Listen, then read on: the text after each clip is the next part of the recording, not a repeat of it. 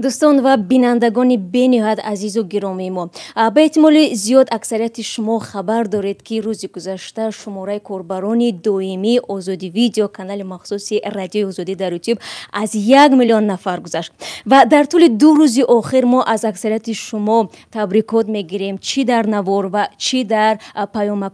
از یکایک شما سپاسگزاریم. البته این رقم قدم به قدم به دست ما رسید طول 9 سال و اگر در خاطر داشته باشه تقریبا 2.5 سال قبل وقتی رادیو آزادی یعنی آزادی ویدیو جایزه نقره‌ای رو به دست آورده بود، ما اظهار امیدواری کردیم که خدا کند که ما به 1,000,000 نفر برسیم و این روز هم فرا رسید.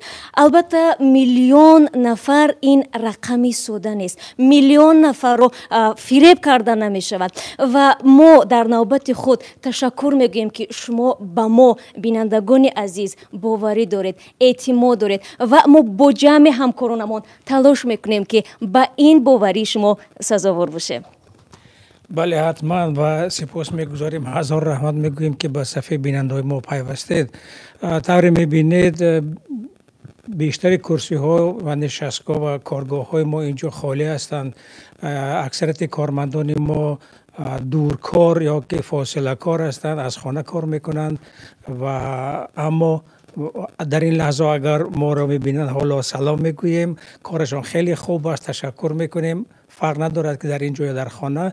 اتفاقا در دوشنبه هم از بچهای دوشنبه تشکر میکنیم، در اونجا هم متاسفانه بخشی زیادی از کرسی های ما خالی هستند. 8 نفر انتظار اجازه کار یا که اکریدیتاسی هستند که دیگر راست دیگر به جان ما زد این کلمه، از جمله رئیس بخش و کارگزار بخش، 2 نفری که بسیاری از کارهای بیروی دوشنبه به آنها بستگی دارد.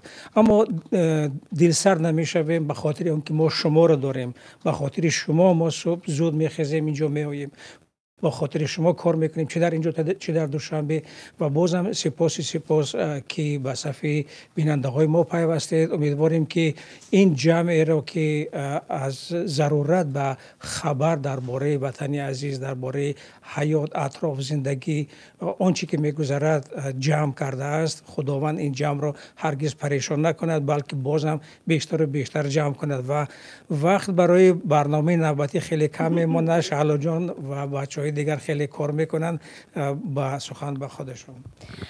بله، ما همه شما از اون رو تشکر زیاد برای شما. ما همه شما از اون رو رسو بعد از 2 ساعت منتظر میشیم و البته یادم نرود برای شما یک همکار خوبی ما رو معرفی کنم که بواسطه در تهیه برنامه های ما شرکت دارن. این کس گل خان هستند و تشکر میگیم برای شما. Agar, если хотите 2 слова нашим телезрителям, те, которые нас сейчас смотрят. Я надеюсь, что программа будет дальше набирать побольше подписчиков и будут информация интересная для вас, и вы будете смотреть дальше нас. Спасибо большое, что вы с нами. تشکر میگم بینندگان عزیز و من شما رو با جمع همکارانم بازم منتظرم با خبرهای زیاد از جمله درباره شما مهاجران عزیز. یادتون نرود در پخش مستقیم ما رو تماشا کنید و تشکر که با ما هستید.